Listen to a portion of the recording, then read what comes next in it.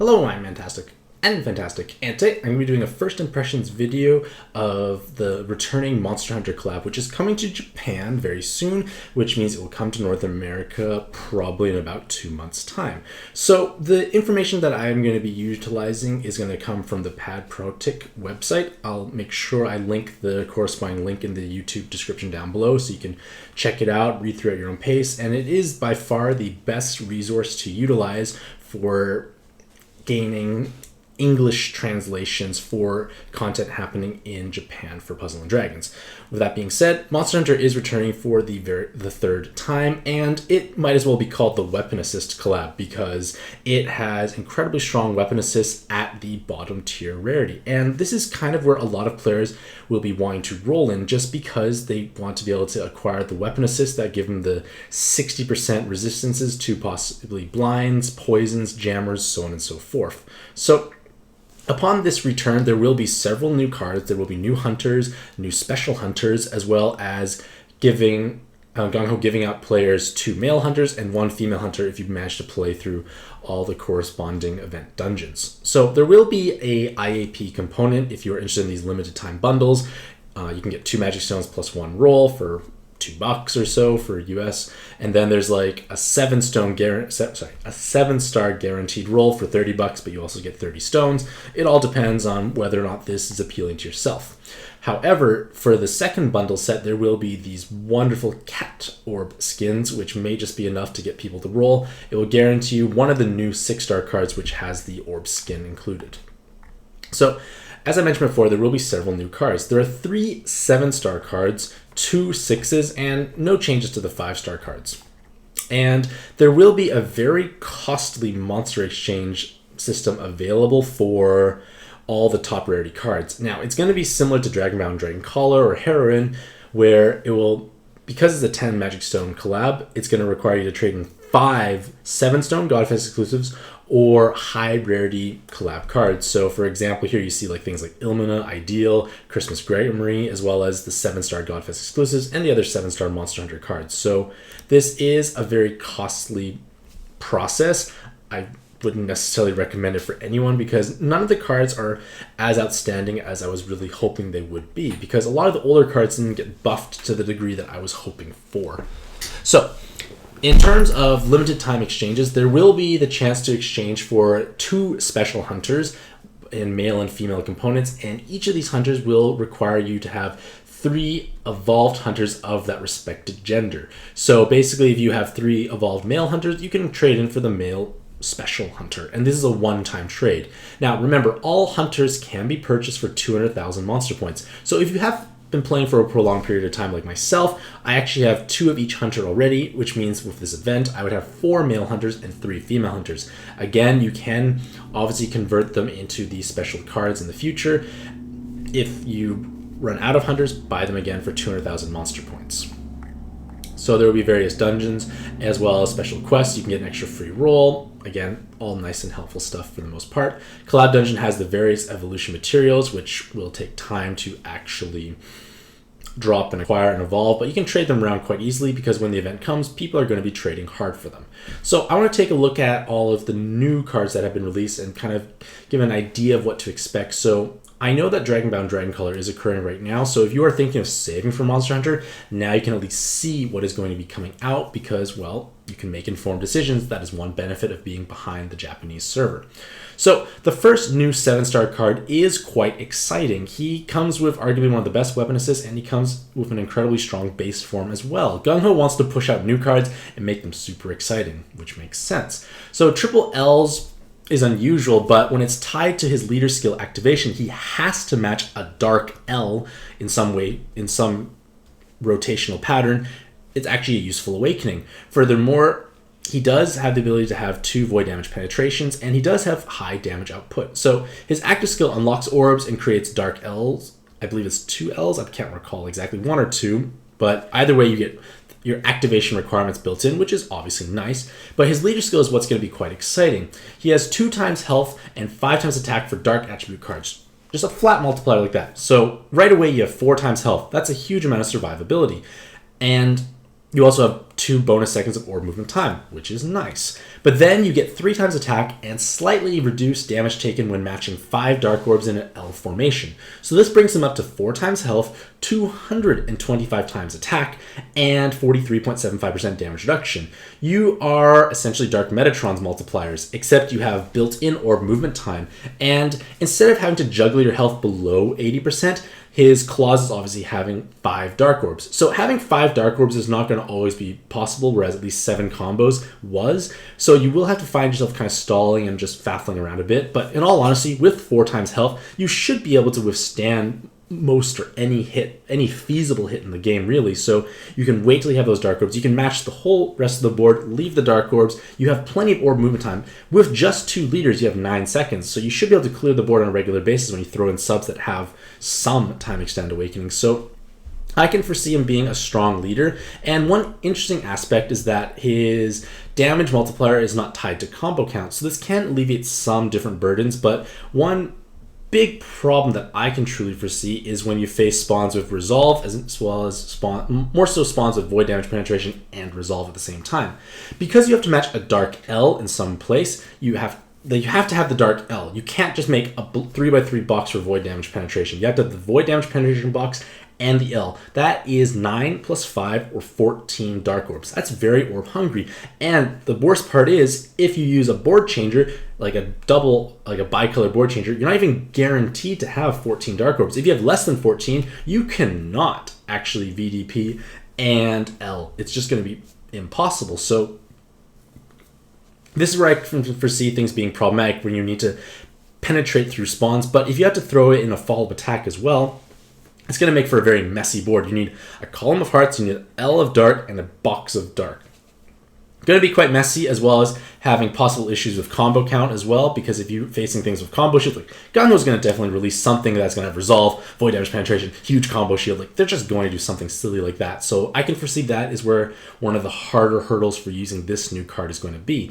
But with that being said, his multipliers are incredibly strong and solid. He has huge stats when limit broken. All the 7-star cards hit 1,500 or so weighted stats, which is actually just truly ridiculous. And it's going to be quite an interesting card overall. And his weapon assist, in all honesty, is incredibly spicy. He brings you 40% poison resist, 40% jam resist, as well as an L unlock awakening. So he's providing so much value and utility in this one weapon assist. It's kind of amazing. Like, this is like the power crept version of a weapon assist evolution, because he's providing so much value. Now, 40% may look unusual, but you have to remember the 5-star rarity cards in this event have 60% resistance for those respective things as well. So if you have a Raytheon inherited somewhere in your team and you have this weapon assist, you have 100% poison resist and 40% jammer resist. Throw in that 60% jammer resist card as well into the mix, and suddenly you have full immunity to poisons and jammer orbs with only 3 weapon assists. That is a big deal, because now instead of requiring 4 weapon assists to cover 2, to have full immunity to 2 different mechanics, you now only need 3 weapon assists while also providing an L unlock. So much value in this card, and it's going to be quite a challenge to decide if you want to keep him in his base form or actually evolve him. After that, the 7-star cards are not quite as exciting, unfortunately. Like this one here, they are basically, they do provide a new mechanic, and I feel like Gung Ho is trying to be conservative and not overly zealous with introducing new mechanics. So their active skill is 1 turn, no Skyfalls, change the board to wood and light orbs. Nothing special there. Their awakenings are lots of rows with possibly 2 VDPs. Again, nothing particularly special. It's implying that you are a row-based leader. But their leader skill is what makes them interesting. They will have 2 times attack, and then they add 2 combos when matching 6+ connected wood and light orbs. So with dual leaders, you'd have +4 combo count. And this is what row teams needed from so long ago to actually have some strong relevancy moving forward, because they just don't hit the required combos for combo shields. But by having combo count built into the leader's skill, we can actually start seeing row-based teams performing significantly better. Of course, in this case here, Gung Ho is obviously being quite conservative. They don't want to give him too much power, because in all honesty, it's only 144 times attack and 2.25 times health with no damage reduction. Like, this is not a very good multiplier in all honesty, but you have +4 combo count, so that is special. But unfortunately, you have to match 6 connected wood and 6 connected light orbs in one go, and that is just not that easy to do. That's a very orb-hungry leader skill, not that consistent overall in terms of what's going to be available, so it can be a little problematic, but this is, I feel, it's going to be the start of row teams possibly making a comeback. Again, Gung-Ho's just testing out this mechanic. I feel it's going to improve at some point in the future. They're just paving the way. They don't want to go all out like they did with Juggler how many years ago and just kind of blow everything out of the water. It's a good thing they're not doing that. In terms of their weapon assist, they provide a skill boost, but unfortunately I do have Nergigante from Monster Hunter already, who gives a skill boost. We can buy almonds for 750,000 monster points. Skill boost weapon assists are nice, but again, it's not super like game-changing or special at the same time. And then the final new 7-star card has awakenings that look pretty typical of most double 7 combo cards in the game. They can gain VDP or team health, so they're a pretty well-rounded fire card for high damage output, for damage penetration. So reasonable awakenings for the most part. Of course, the weighted stats are going to be huge though at max level. Their active skill unlocks all orbs and then changes the whole board to fire, wood, light, and dark. So this is actually quite a fast 7-turn active skill, so it charges up quick considering you have an orb unlocking mechanic.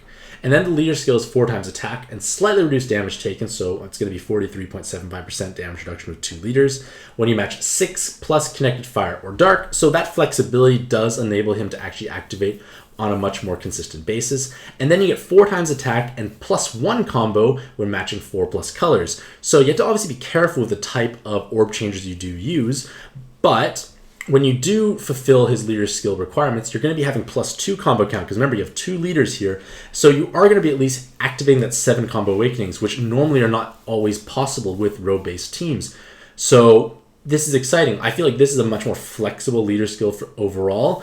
Like, of course, if it was like any match 6 claws out there, that'd be amazing, of course. But of course, they want to make it so it can't be too powerful right from the get-go. You have 16 times attack. That's 256 times multiplier. Reasonable damage reduction. Pretty interesting card for the most part overall. But I like the direction that Gung-Ho's going with adding combo count into leader skills.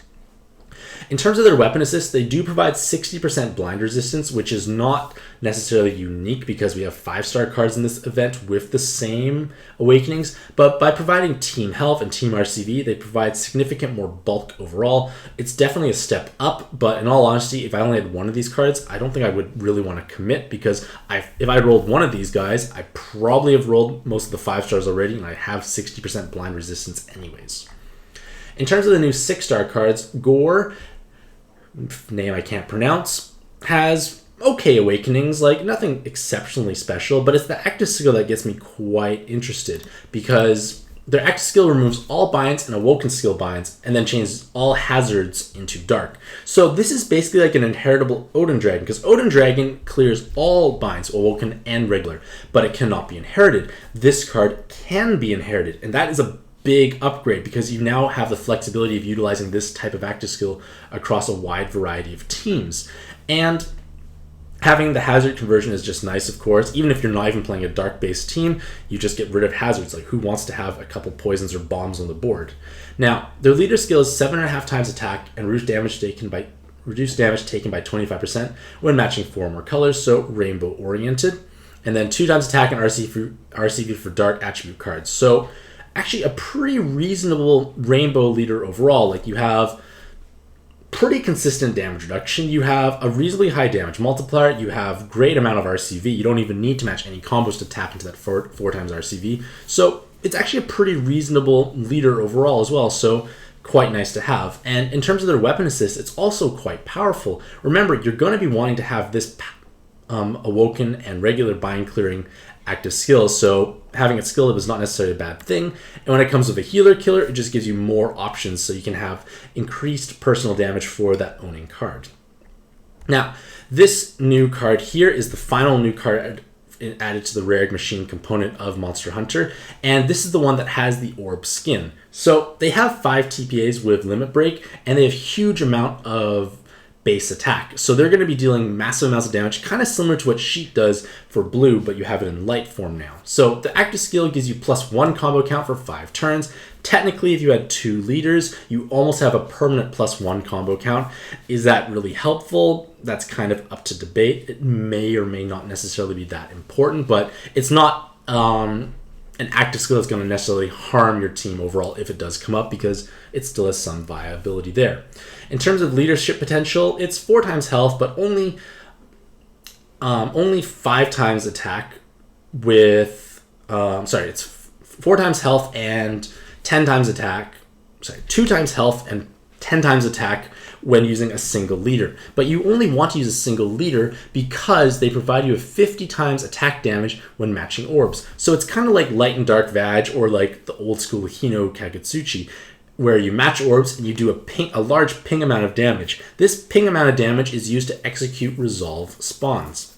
So the idea is you pair this leader with something that has a high multiplier, and in all honesty, if you pair it with, say, something like Amun, who needs to hit 7 or more, exactly 7 combos, it has nice synergy there. You have at least 2 skill boosts. It gives you options and flexibility. So if you don't own Light or Dark Vag, you have another way to result in this follow-up ping damage. But the nice part is, aside from you just need to have light attributes on the team, but you may not necessarily need to tap into that extra health. Like if you pair with Amun, your damage output is going to be high enough anyways, and any of the light cards are still going to be receiving the full multiplier. But the extra amount of health can allow you to tank preemptives you couldn't necessarily do so before, so it gives you more flexibility in team building because you don't have to dedicate a shield or just bring high health cards, so on and so forth. So I like this card because it provides you with more options for team building, for dealing with resolve spawns when you want to farm a dungeon quickly and mindlessly.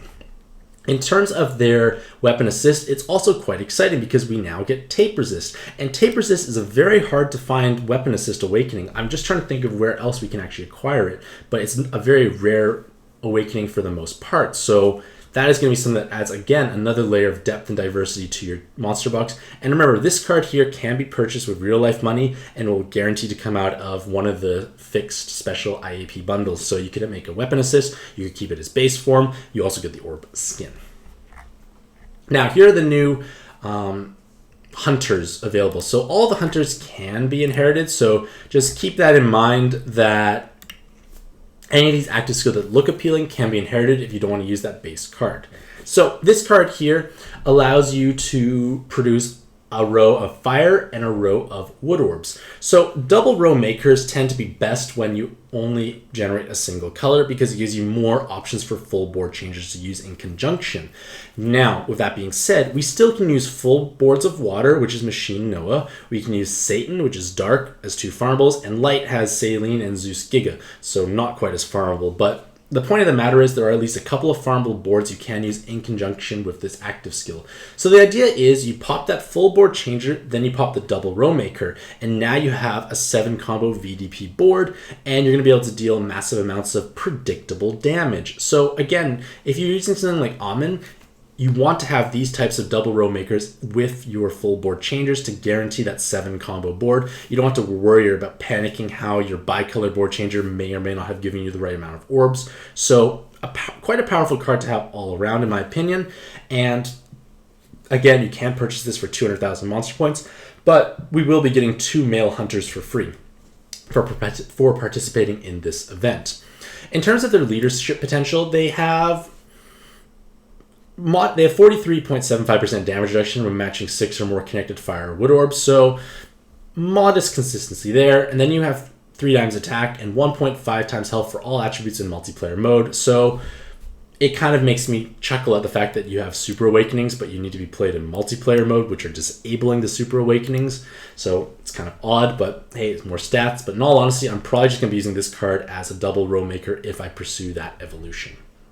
Now, the male Zeus hunter is quite exciting. So we do have Zeus Verse. And remember, this card here is going to cost you 3 male hunters that have been evolved, so 600,000 monster points. So you have to think, is this really worth it? Well, there are pros and cons to using this as opposed to Zeus Verse. So Zeus Verse has full bind immunity as well as 3 skill boosts and a single devil killer. This Zeus Hunter has 60% jammer resist and killers for Evolution materials, Devil, Dragon, with the option of Enhance or Awaken materials. So, for the most part, Zeus Verse is used for farming dungeons quickly and efficiently, and for ranking dungeons. And having more killers available is going to be invaluable for team building, because now you can blitz your way through more content with less effort. Like, you can make potentially a single light combo and suddenly things die, and you're going to be having a great old time. And the best part is, his leader skill is almost identical to Zeus Verse.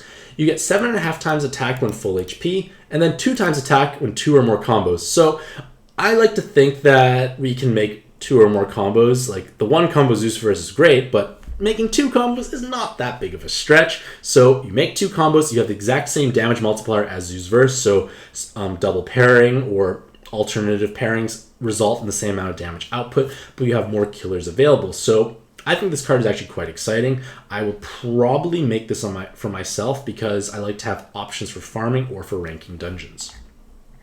The next new female hunter provides you with a self-nuke of 50% of your health, which may or may not be helpful for certain teams, but it will deal 150 times fire damage to all enemies. So having a mass attack button is helpful. Unfortunately, 150 times attack is not that great, but it might be sufficient for certain content if you put it onto a card with very high attack or a card of lots of co-op boost awakenings. You can kind of play around with it. I feel like this card is nothing game-breaking overall. Like, you just get bonus damage when you're below half health, and they have to be Monster Hunter Collab cards. In all honesty, nothing special beyond the potential for buttoning, in my opinion. Next is the female hunter Valkyrie. So this is kind of like the Zeus, where you have to trade in 3 evolved female hunters to acquire, and she provides you with 60% poison resist naturally, which is quite exciting. You have double 7 combo and a dragon killer, and with super awakenings you can have full bind immunity or TP or L. So she does function as quite a powerful card, and she's going to function similarly to most Valkyries. She changes hearts to light orbs, and then you reduce awoken binds by 5 turns. So only awoken binds, not regular binds, just keep that in mind. So for certain content, that definitely can be helpful. As a leader, you have 2.5 times attack and recovery for healer types, 2 times attack when 4 or more combos, 5 times at 7. Nothing special. Like, 156 times attack is not that incredible. 6.25 times recovery is cool, but it's excessive. You have no damage reduction, no health multiplier, quite vulnerable. I feel like if you had to choose one of the luxury hunters, I would definitely make the male one, because I can foresee him having a bit more use overall. But again, this card is unique. We don't have these types of awakenings or wet awakenings for any of their cards, so it can be situationally helpful under the right circumstances. One other thing to keep in mind is that the female hunter, the green dark female hunter, if I'm not mistaken, I'm just scroll down a bit here. The green dark female hunter, or sorry, dark green, I'm getting confused, can function as a very strong button card, and that gets a bit stronger with the suit limit break, because you have additional stats. And because of that reason, many people want to keep a lot of their female hunters, which might reduce the desire to actually create the Valkyrie female hunter unless you have lots of monster points or you have no interest in button farming, because that button is a very powerful mass attack. So evolution materials, pretty straightforward. Now we look at buffs that are happening to the older cards. So a lot of cards kind of got glazed over, in my opinion, but some did receive meaningful buffs. So all the cards now can be limit broken and have super awakenings. The limit breaking gives your 7-star cards just outrageously high amounts of weighted stats. Like, you have 1,563 weighted stats. That's truly outrageous, like pretty magical. The 6 stars have 1,400. Like, these are huge amounts of weighted stats. So that alone is amazing. But I want to kind of point out that Amatsu's weighted stats, or more so his health, becomes 11,300. With pluses, he's past 12,000 health. Huge dragon, just amazing amount of weighted stats. And with his super awakenings, he can become a 777 combo card with follow-up attack, so kind of like the idea of Blue Cotton, but much beefier. Or you could take the team health to give yourself even more health. The L shield, we just kind of ignore. His leader skill, it's requiring 3+ water combos to really function.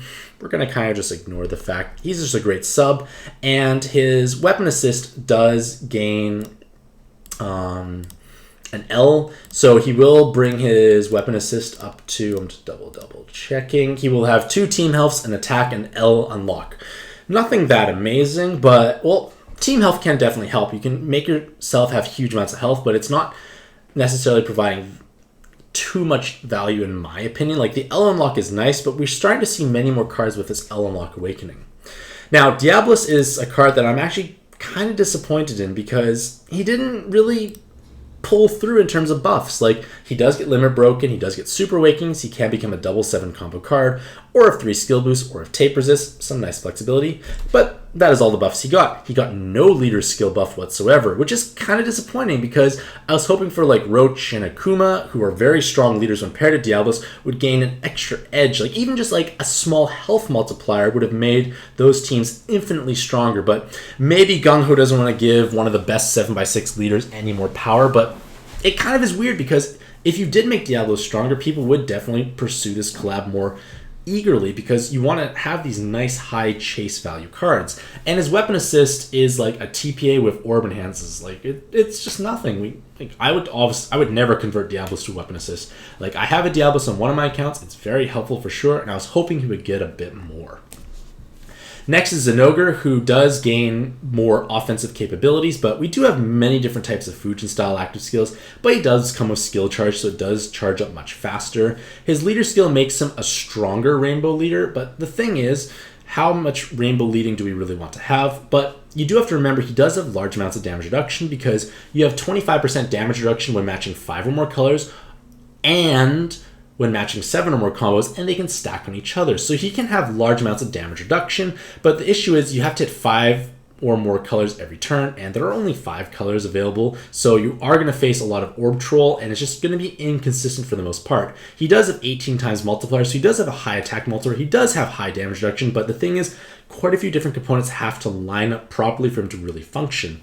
Now, his weapon assist is where I think he gets a lot of zest, because it is a Fujin style active skill with a board changer, so that is not necessarily going to ever go bad, but he now provides you with 40% poison resist. So again, I have alluded to many times that there are 60% poison resist cards available in this collab. So you have the Zenogre weapon assist, which gives you 1-time extend skill bind resist and attack with the double poison, paired with using a Raytheon weapon assist. You have 100% poison resist. More options are great, but remember, this is a nice and powerful active skill, so it's something you're probably going to be wanting to make anyways. Nergigante got a big middle finger for his buffs. Sure, he gets super awakenings and limit breaking, but the problem is his leader skill is still 5 orb 1 enhance, which is such an underwhelming mechanic. If he was changed to a match 5 leader, Nergigante would be so much stronger. He could be a great leader in my opinion because he has an Edward style shield in that when you're above half health you do have damage, high amounts of damage reduction and bonus damage, and then he could have had potentially 16 times attack when matching any 5 orbs. He could have been great, but unfortunately Gung-Ho, I guess, doesn't want to make these older cards that exciting, which is disappointing because he needed a lot of help in my opinion. And his weapon assist is a skill boost weapon assist, so again, that at least is still helpful, but we do have farmable options through Amun, so I wouldn't convert him unless you have multiple duplicates. Rathalos' weapon assist gets team health. Very rarely to see him used as a sub, so generally speaking, most 5 and 6 star cards are used as weapon assist, so the limit break super waking does not much good for them. The Kirin gets a poison resist, 1 poison resist, paired with either is it a jammer or a dark? I'm just double checking. It is 1 blind resist with 1 poison. Nothing that special, in all honesty. Mitsune gets basically a second team RCV, so then he provides 2 team RCVs with an enhanced heal orb awakening. Huge! It's basically just a giant healing stick, so that is actually quite a reasonable weapon assist for the most part. Valfall technically becomes stronger if used as a sub, but Brachydios actually is one of the more exciting cards in my opinion, because Brachydios gains limit break, and Brachydios has now, well, actually I can show you here. Where are you, Brachydios? You have now 1,438 weighted stats, 5,000 odd health, 128 attack, plus eggs. So let's just say he's 4,600 attack for simplicity purposes. He's hitting for 1.38 million damage with his button. No co-op boost awakenings tied to it whatsoever. This is a huge amount of button damage, but he also has now a 16 instead of an 18 turn skill. So he can be used much faster. He provides huge amounts of button damage and doesn't mean you have to compromise your team because you don't have to rely on co-op boost awakening cards. You don't have to worry about using extra skill boost to have them charge up. This is going to be the fastest big button we have available. So Brachydios becomes incredibly strong. He also has two Devil Killer Awakenings with a single 7 combo. So by adding these Super Awakenings, you can have 2 7 combos or a total of 3 skill boosts on a card within a huge button. So Brachydios becomes one of the most desirable 6-star cards in my opinion. I'd love to acquire a Brachydios. Gives me much more options for farming, gives me more options for ranking dungeons. Just a great card overall. And his Weapon Assist, I would not convert him to Weapon Assist. He's such a strong card as he is already. Adding a Jammer, like he will have, it's just nothing special. Raytheon, remember he's the 60% poison resist card that we all love. Super Awakening's Limit Break does nothing. Tigrex gets a time extend on kind of like a meme-ish weapon assist. Time extend, nothing special. Time extend, like these are not that meaningful, unfortunately. Remember, Super Awakening is on 5-star cards, not that great because you don't use them as subs. And the biggest joke almost is Male Hunter getting Super Awakenings because he is the classic, I must be used in co-op mode to be useful, and Super Awakenings are disabled in co-op. So all the old hunters gain Super Awakenings. Again, this is on Pad Product's website. I do encourage you to take a look at it if you want to read through this on your own, but it will give you a lot of valuable information. So let me know what you think about the Monster Hunter collab in the comments below. Do you think this collab is worth rolling in? And if so, how much do you plan on rolling in? As well as telling me how you feel about all the buffs and changes as well as the new cards that have been released. Hopefully you all have a fantastic day. I wish you all the best luck in your own pad adventures, and happy puzzling.